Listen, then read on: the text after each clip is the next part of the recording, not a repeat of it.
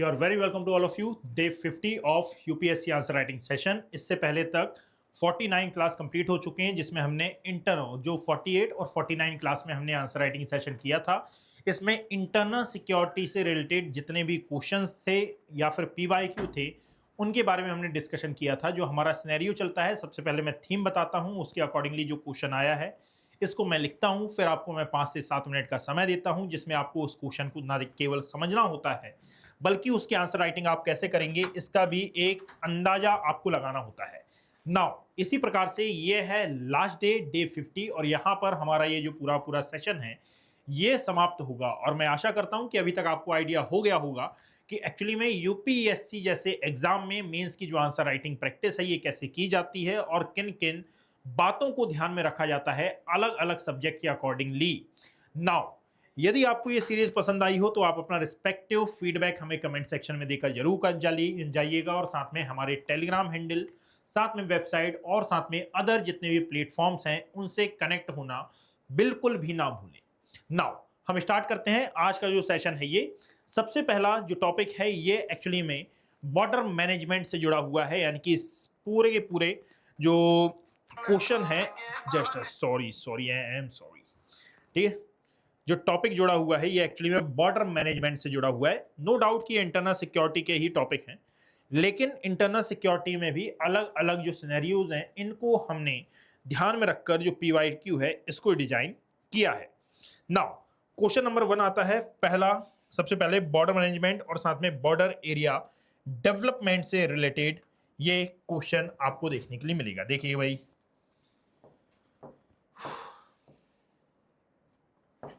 ठीक है, देखिए क्वेश्चन नंबर 1 है। क्वेश्चन नंबर 1 की पहले मैं थीम नहीं देता था, थीम भी आप ही को डिसाइड करनी होती थी, फिर मैं थीम बाद में आफ्टर क्वेश्चन इसकी थीम में बताता था। मैंने यहां पर थोड़ा सा चेंज कर लिया है और अब मैं आपको थीम पहले ही बता देता हूं। जस्ट अ सेकेंड, इसका बैकग्राउंड मैं चेंज कर लेता हूं। यहां पर यदि आप देखेंगे सो क्वेश्चन नंबर 1 का जो थीम है यह है बॉर्डर मैनेजमेंट। बॉर्डर मैनेजमेंट को लेकर, ठीक है, बॉर्डर मैनेजमेंट के साथ साथ border area development. Border area development, getting my point. Question is, यहां देखोगे तो border management is not merely a border management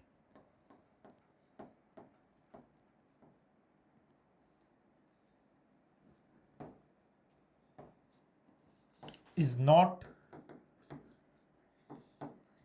merely a security issue,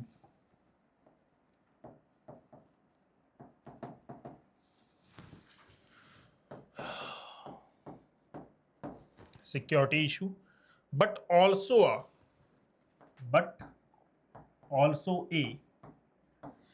developmental challenge. Developmental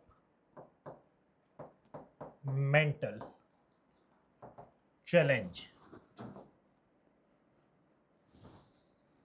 ठीक है, इसके बारे में डिस्कस करना है। चलिए, 15 मार्क का ये क्वेश्चन है और इस 15 मार्क का क्वेश्चन के लिए you have only 7 minutes to give the answer. 250 words में इसको लिखना है। Your times starts now.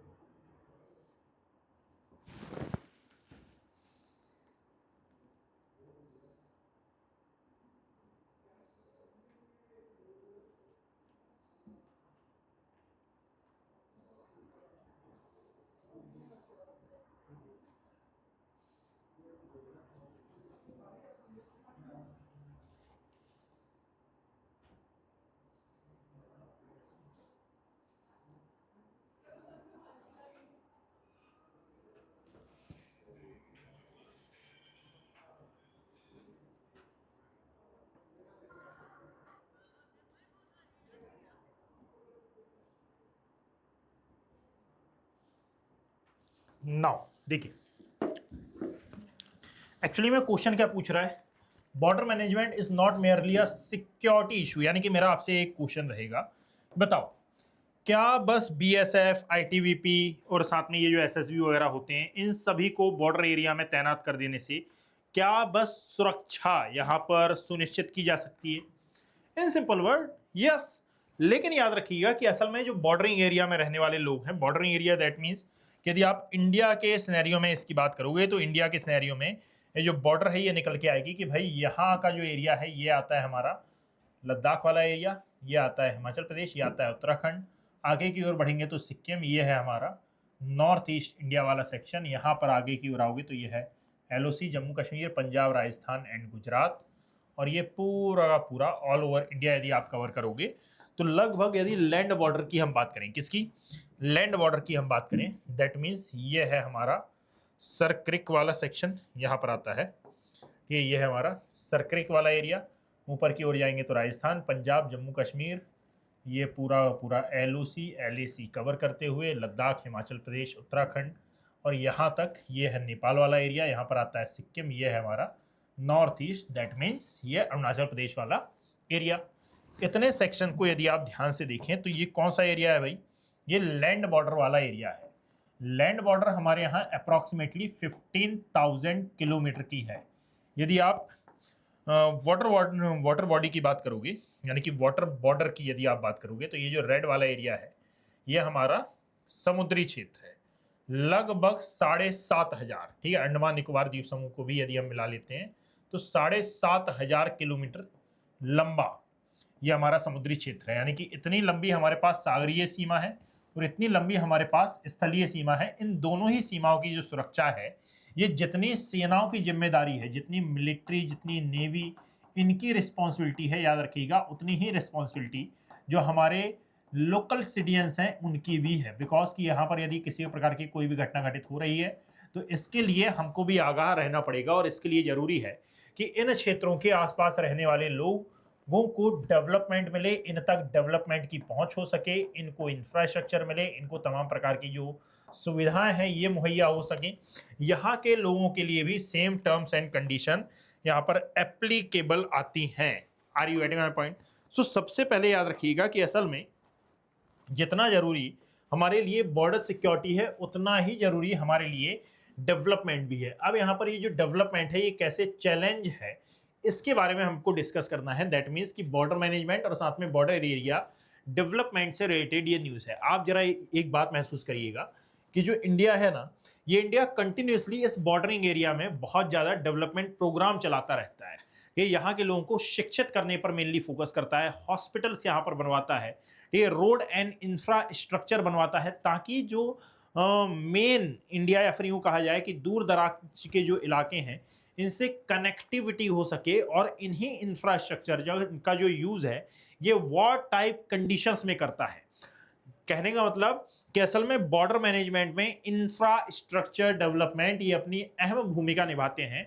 इसके बारे में इस क्वेश्चन में पूछा गया है, और साथ में अदर पहलुओं को यहाँ पर, यानी कि जो डेवलपमेंट है इसमें आने वाले बेसिकली जो चैलेंजेस हैं इनके बारे में आपको यहाँ पर वर्णन करना है। That means border security challenge है ना, इसके बारे में डेवलपमेंट डेफिसिट और border area development security plus development nexus के बारे में डिस्कस करना है। इंट्रोडक्शन में सबसे पहले जब आप उतरेंगे तो इंट्रोडक्शन में आप मेंशन कर सकते हैं एक्चुअली में क्या, कि भाई भारत की लगभग 15,000 से, क्या बोला मैंने, भारत की लगभग 15,000 किलोमीटर से ज़्यादा जो सीमा है ये एक्चुअली में लैंड एरिया के साथ लगती है। 7,500 किलोमीटर से ज़्यादा सीमा ये किसके, वाटर बॉडी के साथ लगती है, यानी कि समुद्र के साथ लगती है। और सीमा क्षेत्रों में सुरक्षा से, यानी कि एक प्रकार से जो इंफ्रास्ट्रक्चर है, कनेक्टिविटी, रोजगार और सामाजिक विकास की ये जो समस्याएं हैं ये भी मौजूद हैं। इसलिए बॉर्डर मैनेजमेंट केवल सुरक्षा बलों का विषय नहीं है, बल्कि एक प्रकार से इंक्लूसिव डेवलपमेंट का भी यहाँ पर क्वेश्चन पैदा होता है। यहाँ पर आप सबसे पहले बताओगे कि बॉर्डर डेवलपमेंट या फिर बॉर्डर मैनेजमेंट क्यों जरूरी है, why it is so important, why it is so important. ये बॉर्डर मैनेजमेंट के बारे में यहाँ पर आप सबसे पहले बातचीत करोगे। तो यहाँ पर आप 3 पॉइंट डिस्कस कर सकते हो। सबसे पहले स्ट्रेटजिक इंपॉर्टेंस, इकोनॉमिक इंपॉर्टेंस और सोशल इंपॉर्टेंस। सबसे पहला क्या है, स्ट्रेटजिक इंपॉर्टेंस। स्ट्रेटजिक इंपॉर्टेंस क्यों जरूरी है? बिकॉज की स्ट्रेटजिक इंपॉर्टेंस इज एवरीथिंग। यदि स्ट्रेटजिक इंपॉर्टेंस खत्म हुई तो इकोनॉमिक जो इंपॉर्टेंस है इस पर असर आएगा। इस पर असर आएगा तो दैट मीन्स कि हमारा जो सोशल इंपॉर्टेंस है इस पर भी असर आएगा। जैसे यदि आप स्ट्रेटजिक इंपॉर्टेंस में बात करोगे तो यहाँ पर आप सोवेनिटी, टेरिटोरियल जो इंटीग्रिटी होती है और जो नेशन सिक्योरिटी होती है, ऐसे विषयों को आप यहाँ पर 2-3 लाइन में समझा सकते हो। इकोनॉमिक इंपॉर्टेंस में trade, connectivity and border economy को आप समझा सकते हो, बट ज़्यादा समय नहीं लेना है इसके लिए और ना ही ज़्यादा अपनी जो लाइन्स हैं ये वेस्ट करनी है। Gate my point? यहीं पर सोशल इंपॉर्टेंस को आप बॉर्डर कम्युनिटीज और साथ में नेशनल इंटीग्रेशन से आप समझा सकते हो। बॉर्डर एरिया में जो चैलेंजेस हैं सिक्योरिटी को लेकर, इसके बारे में आप बातचीत करोगे तो सबसे पहले यहाँ पर आ जाएगा इनफिल्ट्रेशन। बात समझे, इनफिल्ट्रेशन यहाँ पर पहला आ जाता है। इनफिल्ट्रेशन में जो बॉर्डर क्रॉस बॉर्डर टेररिज्म है, जो टेररिज्म है और साथ में इंटरनल सिक्योरिटी के लिए थ्रेट, इलीगल माइग्रेशन यहाँ आ जाता है, इंसर्जेंसीज आ जाती हैं। यानी कि सबसे पहले इनफिल्ट्रेशन इसमें आ जाएगा, infiltration. Getting my point? Infiltration के साथ ही जो इलीगल माइग्रेशन है, ठीक है, इलीगल माइग्रेशन, उसको भी आप यहां पर शामिल कर लोगे। इलीगल माइग्रेशन के अलावा यदि आप देखेंगे तो हमारा एक और पॉइंट आएगा यहां पर जिसको इंसर्जेंसी बोलते हैं, है ना। नॉर्थ ईस्ट में ये बहुत ज़्यादा देखने के लिए मिली थी और भारत के अलग अलग एरिया में समय समय पर ये जो इंसर्जेंसीज हैं ये आपको देखने के लिए मिली हैं, ठीक है। तो इस टॉपिक को आप कनेक्ट कर सकते हैं, जैसे कि लाइक इन्फिल्ट्रेशन की यदि आप बात करोगे तो आप इसमें लिखोगे कि भाई क्रॉस बॉर्डर टेररिज्म हमारे यहाँ बहुत ज़्यादा है, जो हमारे इंटरनल सिक्योरिटी के लिए बहुत बड़ा खतरा है। इसी प्रकार से इलीगल माइग्रेशन ये डेमोग्राफिक प्रेशर क्रिएट करता है, सोशल टेंशन क्रिएट करता है, सिक्योरिटी कंसर्न ये पैदा करता है। इंसर्जेंसी की जब आप बात करोगे तो विशेषकर यहाँ पर जो बॉर्डर रीजन्स हैं यहाँ पर एक्सटर्नल सपोर्ट्स बहुत ज़्यादा होते हैं जिसके कारण इंस्टेबिलिटी बहुत ज़्यादा पैदा होती है।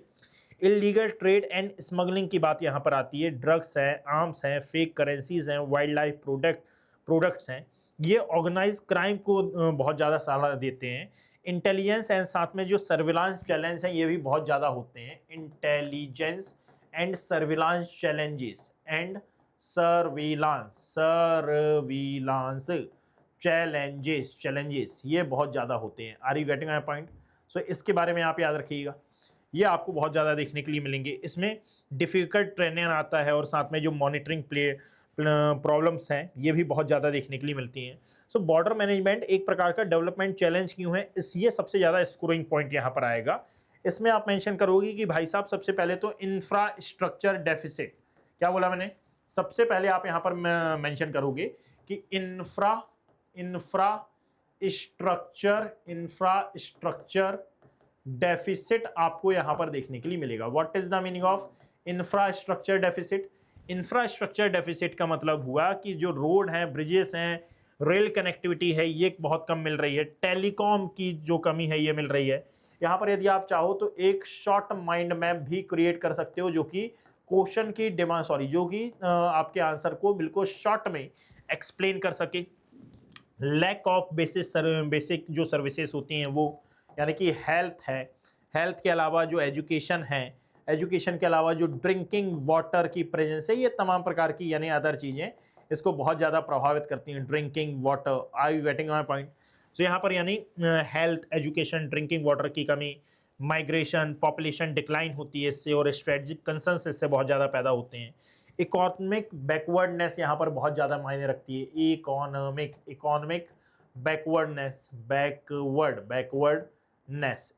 Backwardness. Are you getting my point? यदि आप देखोगे तो बॉर्डर एरियाज में लिमिटेड एम्प्लॉयमेंट होता है, लिमिटेड मार्केट्स होते हैं, सो यहाँ पर यूथ वल्नरेबिलिटीज आपको दिखाई देती हैं। और इस यूथ वल्नरेबिलिटी है तो जब यूथ को काम करने के लिए कुछ भी रास्ता नहीं मिलता तो ये इलीगल एक्टिविटीज़ को अपनाते हैं। डिफ़िकल्ट ज्योग्राफी इसका सबसे बड़ा उदाहरण है। जैसे कि लाइक यदि आप डिफ़िकल्ट ज्योग्राफी की बात करोगे तो आपको समझ में आएगा कि जितने भी हिमालयन रीजन है, जो भी डेजर्टिफाइड एरिया है, यहाँ पर अलग अलग प्रकार की जो समस्याएं हैं ये बहुत ज़्यादा प्रेजेंट आपको देखने के लिए मिलेंगी। Are you getting my point? मैं क्या बताना चाह रहा हूँ, तो इन सभी को याद रखिएगा। ऐसे आप अपने जो आंसर है इसको एक एप्रोप्रिएट आंसर बना सकते हो, एक एप्रोप्रिएट डायरेक्शन में आप ले जा सकते हो। देखो तो पहला हमने जो वो लिया क्या थीम, वो था बॉर्डर मैनेजमेंट से रिलेटेड। नाउ सेकंड भी बॉर्डर मैनेजमेंट से रिलेटेड है, तीसरा बॉर्डर सिक्योरिटी चैलेंजेस से रिलेटेड है। हम फोर्थ उठाते हैं जिसमें ऑर्गेनाइज्ड क्राइम और साथ में टेररिज्म नेक्सस के बारे में बातचीत की गई है। सो नेक्स्ट टॉपिक इज क्या है? Theme. Next theme is organised crime and यहां पर बताया गया है टेररिज्म नेक्सस के बारे में। टेररिज्म नेक्सस, ठीक है, ये आपकी थीम है और इस पर बेस्ड हम नेक्स्ट क्वेश्चन यहां पर पुट करते हैं, ठीक है। और नेक्स्ट क्वेश्चन कैसा है?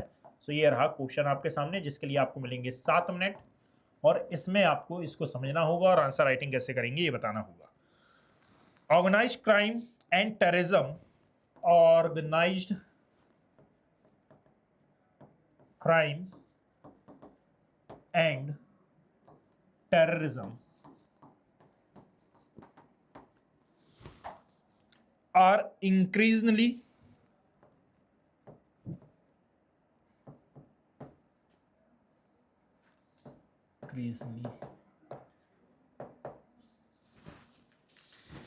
interconnected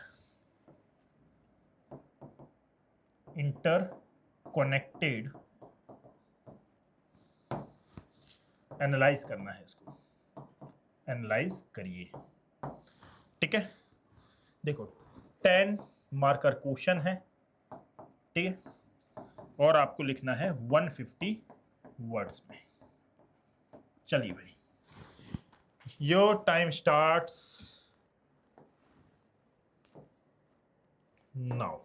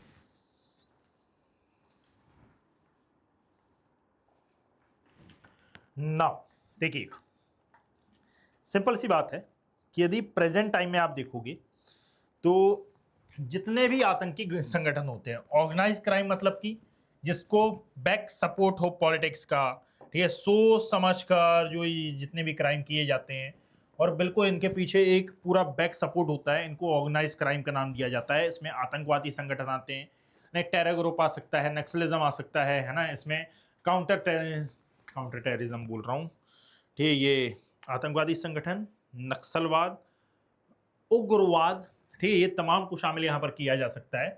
यहाँ पर टेररिज्म आर इंक्रीजिंगली इंटरकनेक्टेड, यानी कि जो ऑर्गेनाइज क्राइम है और साथ में जो टेररिज्म है ये आपस में इंटरकनेक्ट है, इसके बारे में हमको वर्णन करना है। मैं यदि आपसे बोलता हूं कि जितने भी टेरर एक्टिविटीज होती हैं, आप बताइए इनको फंडिंग कहाँ से मिलती है, ये फंडिंग कहाँ से आती है, यानी कि भाई कोई भी काम करना है तो पैसे की आवश्यकता तो पड़ेगी ना, ये पैसा आ कहाँ से रहा है?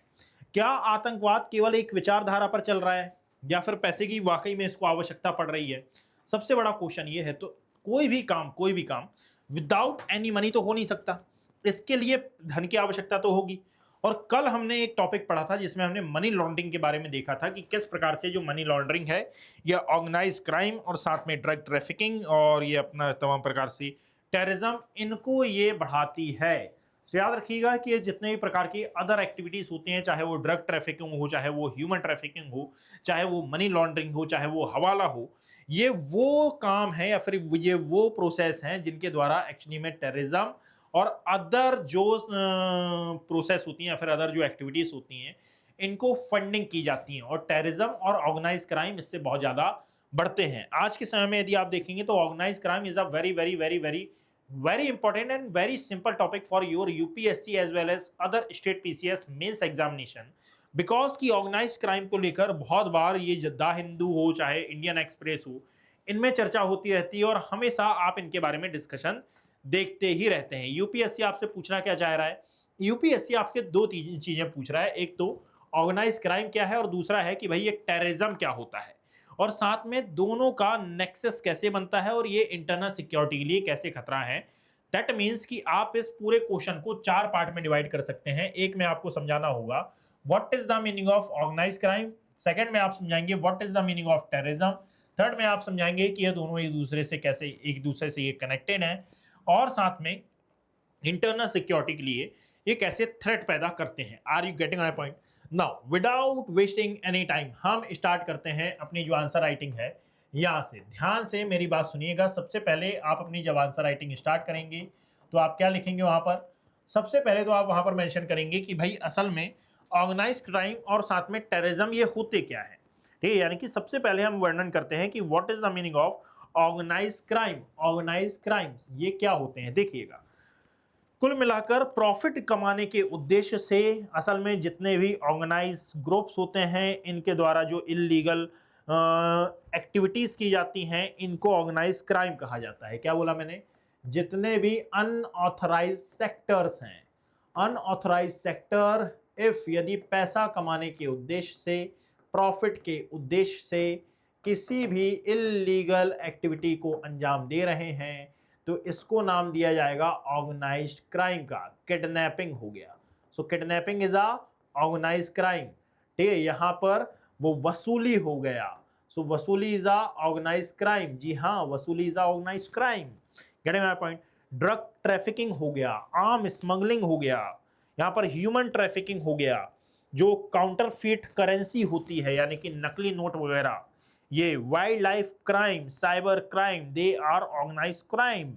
यहां पर फिर आप डिफाइन करोगे कि what is the meaning of terrorism, कि भाई टेररिज्म क्या होता है। इसके लिए आप देखोगे कि भाई राजनीतिक, धार्मिक या वैचारिक उद्देश्यों की प्राप्ति के लिए जो हिंसा और साथ में भय का प्रयोग किया जाता है, ये इसको टेररिज्म हम कहते हैं। यानी कि इसमें हम धार्मिकता को भी शामिल कर सकते हैं, इसमें हम राजनीतिक उद्देश्यों को भी शामिल कर सकते हैं, और इसमें हम अलग अलग जो टॉपिक्स हैं इनको हम शामिल कर सकते हैं। इनके उद्देश्यों की पूर्ति के लिए जो भी एक्टिविटी की जाती है दैट इज कॉल्ड क्या? टेररिज्म। तो सबसे पहले आपने क्या किया बच्चे? सबसे पहले आपने टेररिज्म और साथ में जो ऑर्गेनाइज क्राइम है इसके बारे में वर्णन किया। सेकंड बात मैंने क्या बताई थी कि इनके नेक्सस के बारे में यहाँ पर वर्णन किया गया है। नेक्सस का मतलब है कि they are interconnected with each other, यानी कि इनका नेक्सस क्या है और कैसे ये एक दूसरे से कनेक्टेड है। तो इसके लिए ना ये सबसे कोर पॉइंट है पूरे पूरे क्वेश्चन का, यानी कि क्वेश्चन जो आपसे पूछना चाहता है बिल्कुल वो बात यही है। सबसे पहले यहाँ पर बात आती है फाइनेंस की। किसकी बात आती है? फाइनेंस की। क्योंकि किसी भी ऑर्गेनाइज क्राइम को, मैंने बार बार बताया है कि किसी भी ऑर्गेनाइज क्राइम को या फिर किसी भी टेरर एक्टिविटी को सबसे ज़्यादा आवश्यकता पड़ती है फाइनेंस की। अब यहाँ पर ड्रग ट्रेड हो, एक्सटॉर्शन हो, है ना, स्मगलिंग हो, इलीगल माइनिंग हो, इसके लिए फंडिंग चाहिए है। और ये जो फंडिंग होती है इसको नाम दिया जाता है टेरर फंडिंग। तो सबसे पहला है फाइनेंस। फिर यहां पर आता है फेक करेंसी। क्या नाम आता है? Fake currency. क्या नाम आता है? Fake currency. यानी कि फेक करेंसी क्यों?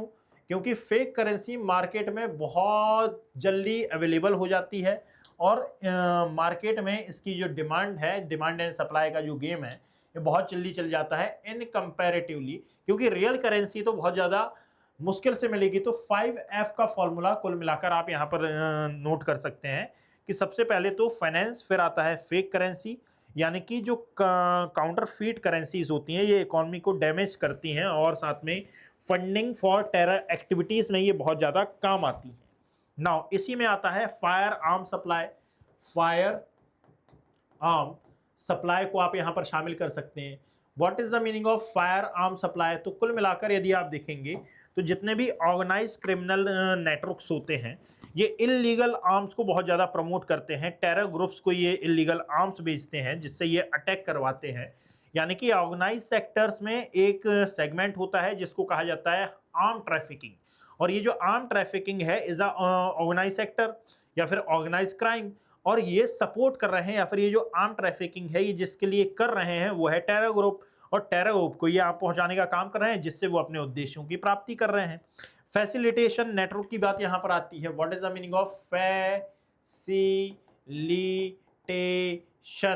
क्या बोला मैंने? फैसिलिटेशन। ठीक है, फैसिलिटेशन नेटवर्क की यहां पर बात आएगी। आई you getting my point? So यहाँ पर जितने भी स्मगलिंग रूट्स होते हैं, जितने भी सेफ हाउसेस होते हैं, इलीगल डॉक्यूमेंट्स, ये सब कुछ ना ऑपरेशन सपोर्ट का काम करते हैं। तो फैसिलिटेशन नेटवर्क जिनके द्वारा इनको एक स्थान से दूसरे स्थान पहुंचाया जाता है। फाइनेंशियल लॉन्ड्रिंग की यहाँ पर बात आएगी। किसकी? Financial laundering.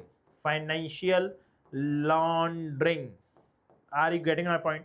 फाइनेंशियल लॉन्ड्रिंग की यहाँ पर बात होती है। इसके बारे में भी आप याद रखिएगा। Just a second.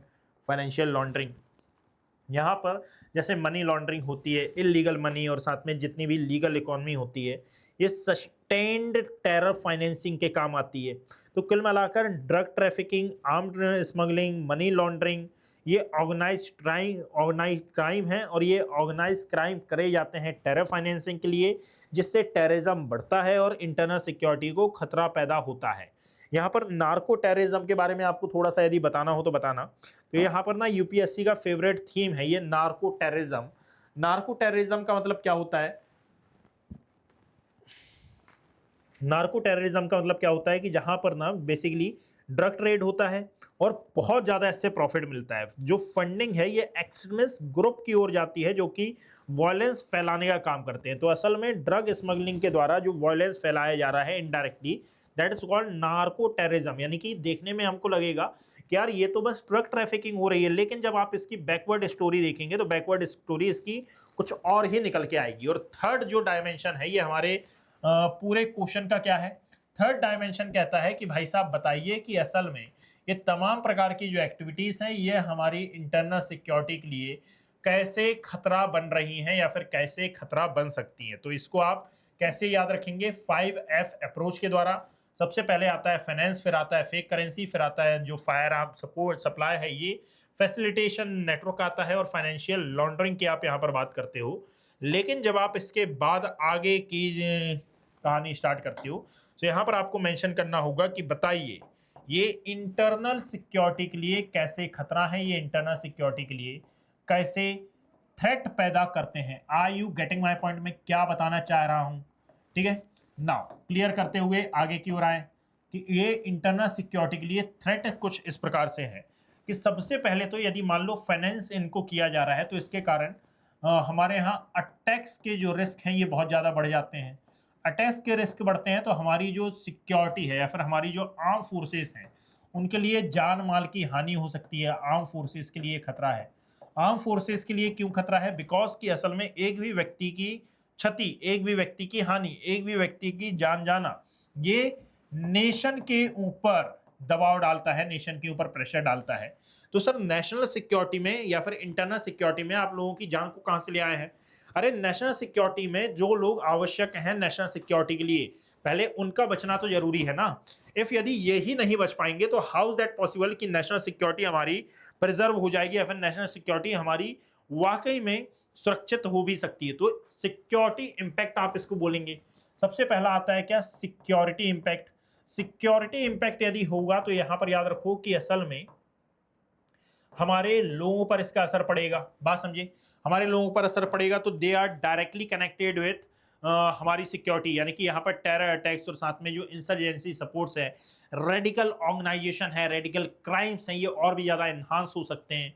Economic impact यहाँ पर पड़ेगा। सो सिक्योरिटी पर इंपैक्ट, इकोनॉमिक इंपैक्ट के साथ सोशल इंपैक्ट, सोशल इंपैक्ट के साथ एक्चुअली में अब बताइए दे बोथ आर या फिर they all are basically connected with each other, यानी कि एक भी चीज पर यदि इंपैक्ट पड़ा तो इन सभी का इंपैक्ट क्या हमारी गवर्नेंस पर नहीं पड़ेगा? बिल्कुल पड़ेगा। सो गवर्नेंस से भी ये जो टॉपिक है ये डायरेक्टली कनेक्ट हो जाएगा। Are you getting my point? So याद रखो कि असल में करंट चैलेंजेस में यदि आप देखोगे तो करंट चैलेंजेस में ना आप इसमें डार्क वेब भी शामिल कर सकते हो। बहुत अच्छी बात है ये कि इसमें करंट चैलेंजेस में डार्क वेब, डीप वेब, जो क्रिप्टो करेंसीज मिसयूज होती हैं उसके बारे में, क्रॉस बॉर्डर नेटवर्क्स और साथ में जो ड्रोन बेस स्मगलिंग्स होती हैं इसके बारे में आप बता सकते हो। ठीक है, इंडिया का रिस्पॉन्स के लिए हमने क्या क्या बना रखा है इसको भी आप यहाँ पर जिक्र कर सकते हो, जैसे कि लाइक जो NIA है ये हमारे लिए काम करती है। इसी प्रकार से जो फाइनेंशियल इंटेलिजेंस है हमारी ये काम करती है, FIUIND, इसका जो फुल फॉर्म है ये आप हमें कमेंट सेक्शन में मेंशन करेंगे। साथ में ED यानी कि जो मनी लॉन्ड्रिंग केसेस को संभालती है, एनफोर्समेंट डायरेक्टरेट इसको कहा जाता है। और जो बेसिकली नारकोटिक्स कंट्रोल ब्यूरो है हमारे यहाँ की, NCB है। ठीक है, नारकोटिक्स कंट्रोल ब्यूरो हमारे यहाँ की NCB, ये ऐसे ही इलीगल कामों को के बारे में देखती है। आप ऐसे तमाम प्रकार के एग्जाम्पल्स पुट कर सकते हो यदि आपको उस समय पर याद आ जाते हैं तो। करंट अफेयर के तौर पर आप याद रखना कि काउंटर टेररिज्म हो, सॉरी नार्को टेररिज्म हो, टेरर फाइनेंसिंग हो, हवाला हो, डार्क वेब हो, क्रिप्टो करेंसी हो, FATF हो, AML हो, CFT हो, ऑर्गेनाइज क्रिमिनल नेटवर्क्स हो, they all are basically is in news. ये सेपरेटली न्यूज में रहते हैं, इनके बारे में आपको याद रखना होता है। Are you getting my point? बात समझ में आया क्या? इसी प्रकार से याद रखो, जब हमने बॉर्डर मैनेजमेंट की बात की थी तो यहां पर हमने क्रॉस बॉर्डर क्राइम इसी में आ जाएगा, सिक्योरिटी इसी में आ जाएगा, बॉर्डर सिक्योरिटी फोर्सेस आ जाएगा इसी में, नार्को टेररिज्म अभी मैंने आपको बताया, security agencies and internal security के बारे में हम थोड़ा सा डिस्कस करते हैं। ये एक थीम निकल के आती है, security agencies and internal security. So theme is theme क्या है हमारी? थीम है security agencies and internal security. Security agencies and internal security. ठीक है, and the question is discuss the role. यहां पर क्वेश्चन है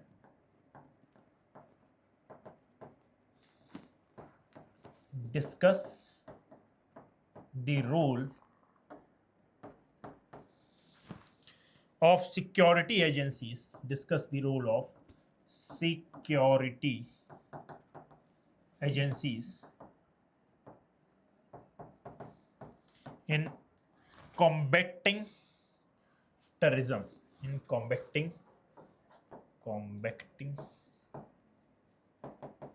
terrorism।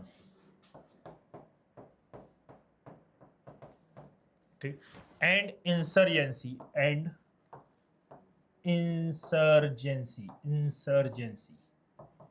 in India। ठीक, चलिए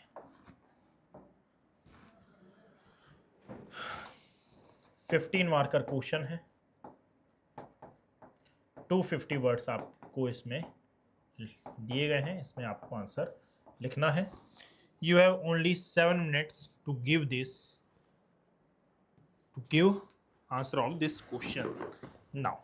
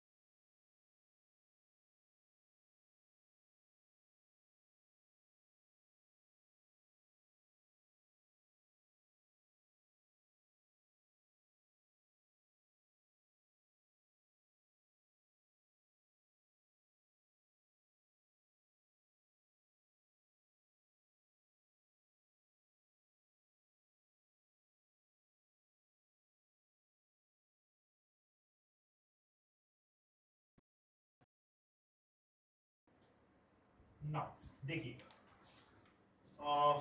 एक्चुअली में क्वेश्चन में क्या पूछा गया है, discuss the role of security agencies in combating terrorism and insurgency in India. यानी कि कुल मिलाकर क्वेश्चन की जो डिमांड है ये बोल रहा है इंसर्जेंसी यानी कि उग्रवाद और साथ में आतंकवाद में जो हमारी सिक्योरिटी एजेंसीज होती हैं इनकी क्या भूमिका होती है। सबसे पहले तो आपको यहाँ पर सिक्योरिटी एजेंसीज के बारे में बताना होगा। ठीक है, क्वेश्चन की शुरुआत में आप क्या लिखेंगे, सबसे पहले क्वेश्चन की डिमांड समझो। यहाँ पर क्या बोला गया, security agencies and internal security they are connected with each other, so how they are connected with each other, इसका आंसर आपको यहाँ पर पुट करना होगा। यानी कि याद रखिएगा कि ये जो क्वेश्चन है ये 15 मार्कर है, तो बट ऑब्वियस सी बात है कि इसको आपको थोड़ा सा डायमेंशनली लिखना होगा। क्वेश्चन बहुत ज्यादा शॉर्ट एंड स्वीट है, यानी कि ज्यादा इसको फैलाने की जरूरत नहीं है, लेकिन कैसे फैलाएंगे सबसे पहले याद रखो। इंटरनल सिक्योरिटी के बारे में डिस्कशन होगा, इंटरनल सिक्योरिटी के बाद टेररिज्म के बारे में डिस्कशन होगा, फिर इंसर्जेंसी के बारे में डिस्कशन होगा। यहाँ पर हमारे नॉर्थ ईस्ट की इंसर्जेंसी का आप एग्जाम्पल पुट कर सकते हो। इंटेलिजेंस के बारे में यहाँ पर डिस्कशन होगा। After discuss the intelligence counter terrorism के बारे में डिस्कस करेंगे, और काउंटर टेररिज्म में आप सिक्योरिटी आर्किटेक्चर की बात करोगे। यानी कि कुल मिलाकर क्या केवल सेना ही भारत की इंटरनल सिक्योरिटी संभालती है, और यदि किसी आतंकी हमले की योजना बन रही है तो सबसे इंपॉर्टेंट क्या हो जाता है, हमले के बाद या हमले के पहले जो इंटेलिजेंस है ये, यानी कि हमले के बाद की इंटेलिजेंस या फिर हमले के बाद की कार्रवाई या फिर हमले के पहले की इंटेलिजेंस। यहां पर बात यह है कि हमले की बाद की कार्रवाई भी इंपॉर्टेंट है और हमले के पहले की जो इंटेलिजेंस है ये भी इंपॉर्टेंट है। यानी कि जो मॉडर्न इंटरनल सिक्योरिटी है इसमें सफलता बस हथियारों से नहीं मिलती, बल्कि जो इंटेलिजेंस और कोऑर्डिनेशन है और साथ में जो टेक्नोलॉजी है इससे मिलती है। यानी कि कुल मिलाकर हमको क्या डिस्कस करना है, हमको अपने आंसर राइटिंग में क्या बोला मैंने, हमें अपने आंसर राइटिंग में पुट करना होगा कि सिक्योरिटी एजेंसीज कौन कौन सी हैं, सिक्योरिटी एजेंसीज कौन कौन सी हैं सबसे पहले, फिर इनकी भूमिका क्या है, इनका रोल क्या निकल के आता है, इंपॉर्टेंस इनका क्या है, टेररिज्म और साथ में क्या बोला मैंने, टेररिज्म और साथ में इंसर्जेंसी से ये कैसे निपटती हैं इसके बारे में हमको डिस्कस करना है, और इसके चैलेंजेस क्या हैं और साथ में वे फॉरवर्ड इसके क्या क्या हो सकते हैं, वे फॉरवर्ड क्या हो सकते हैं इसके बारे में हमको डिस्कस करना होगा। Are you getting my point, इसके बारे में आप नोट करिएगा। सबसे पहले आप इंट्रोडक्शन पर आओगे और इंट्रोडक्शन में आप क्या लिखोगे, इंट्रोडक्शन में जब आप इंट्रोडक्शन से जब आप इसका जो आंसर राइटिंग है ये शुरू करोगे तो सबसे पहले तो आपको मेंशन करना होगा कि भारत में बहुत सारी जो इंटरनल सिक्योरिटी चैलेंजेस हैं ये हैं, जैसे कि लाइक टेररिज्म है, लेफ्ट विंग एक्सट्रीमिज्म है, इंसर्जेंसी है, क्रॉस बॉर्डर टेररिज्म है, रेडिकलाइजेशन है।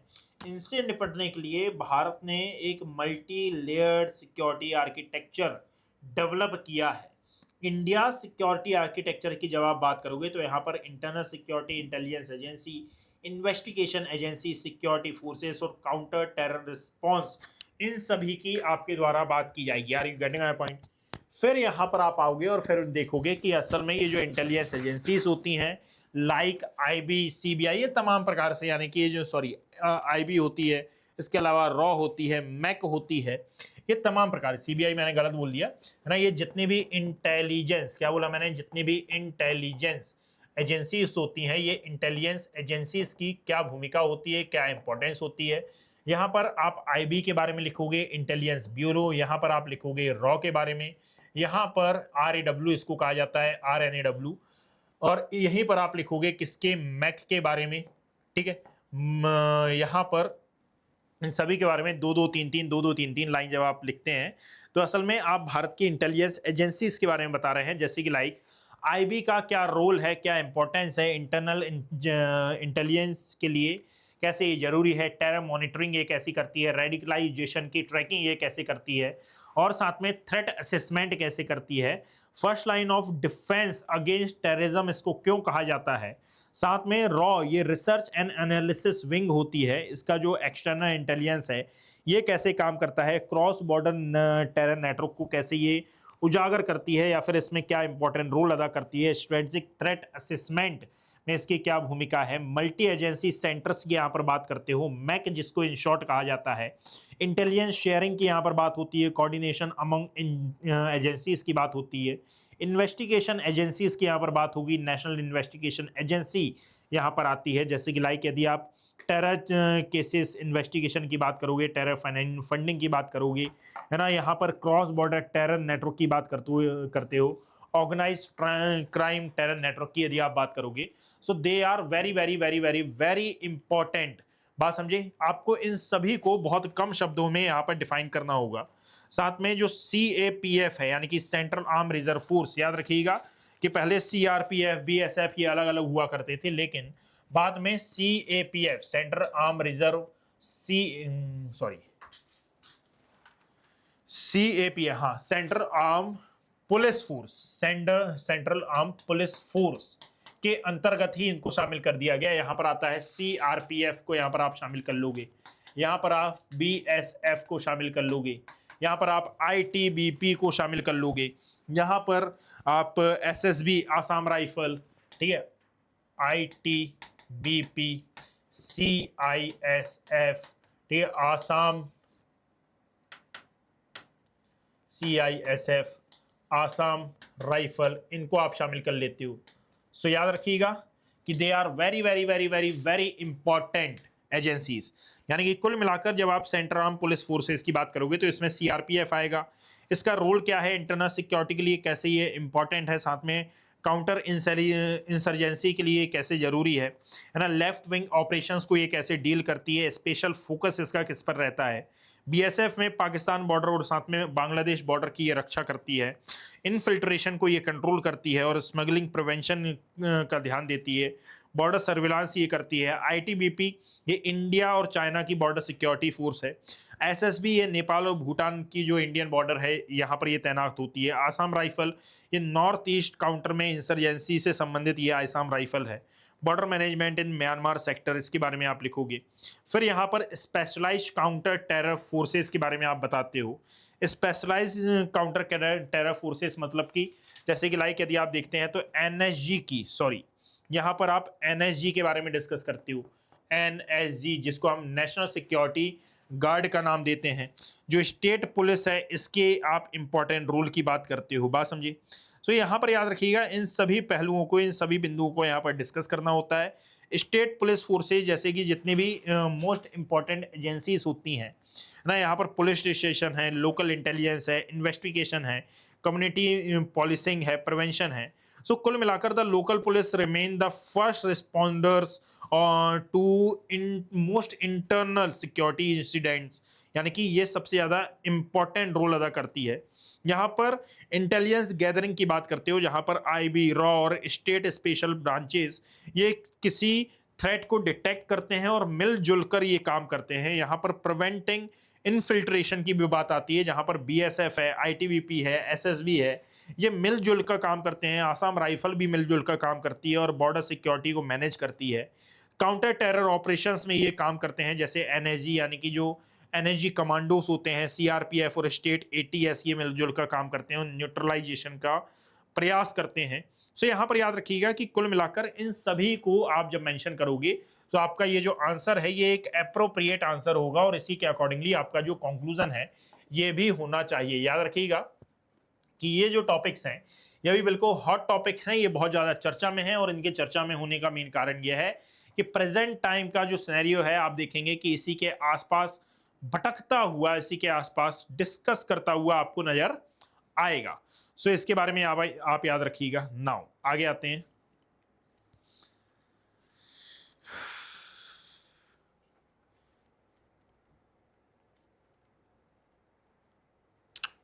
हाँ, कहां तक हमने किया है?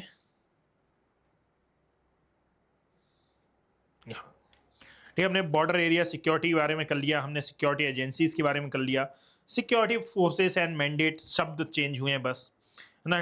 क्राइम टेरर नेक्सस अभी हमने किया है। मैरीटाइम सिक्योरिटी, मैरीटाइम सिक्योरिटी बहुत कॉमन टॉपिक है। बॉर्डर मैनेजमेंट हो गया, ड्रग ट्रैफिकिंग हमने पीछे कर लिया, इंटेलिजेंस एजेंसीज अभी हमने किया, बॉर्डर इंफ्रास्ट्रक्चर हो गया है, ऑर्गेनाइज क्राइम एंड टेररिज्म ये हो गया है। दैट मीन्स ऑल ओवर हमारी जो थीम है ये 3 क्वेश्चन में हमने पूरी की पूरी समझने की कोशिश की। सो इंपॉर्टेंट थीम आपको पता है कि सबसे इंपॉर्टेंट थीम क्या है हमारी? सबसे इंपॉर्टेंट थीम है कि भाई यहाँ पर सबसे पहले तो आता है border management and border area जो डेवलपमेंट है ये। सेकंड आता है organised crime and terrorism nexus, और थर्ड आता है जो सिक्योरिटी एजेंसीज हैं और सिक्योरिटी एजेंसीज और इंटरनल सिक्योरिटी का को रिलेशन। ये बहुत ज़्यादा इंपॉर्टेंट है। तो यहाँ पर आपका जो यूपीएससी का आंसर राइटिंग सेशन है ये होता है समाप्त। और यदि आपको ये आंसर राइटिंग सेशन थोड़ा भी पसंद आया हो तो आप इसको ज़्यादा से ज़्यादा शेयर करें, और अपना जो रिस्पेक्टिव फीडबैक है ये हमें आप कमेंट सेक्शन में देना ना भूलें। बाकी जो द हिंदू का सेशन है ये मैं एवरी मॉर्निंग 9 AM पर स्टार्ट कर देता हूँ, इवन इससे पहले ही स्टार्ट कर देता हूँ। सो इससे भी ज्वाइन करना ना भूलें। बाकी thank you, have a great day. मिलते हैं किसी नए सेशन के साथ। Thank you.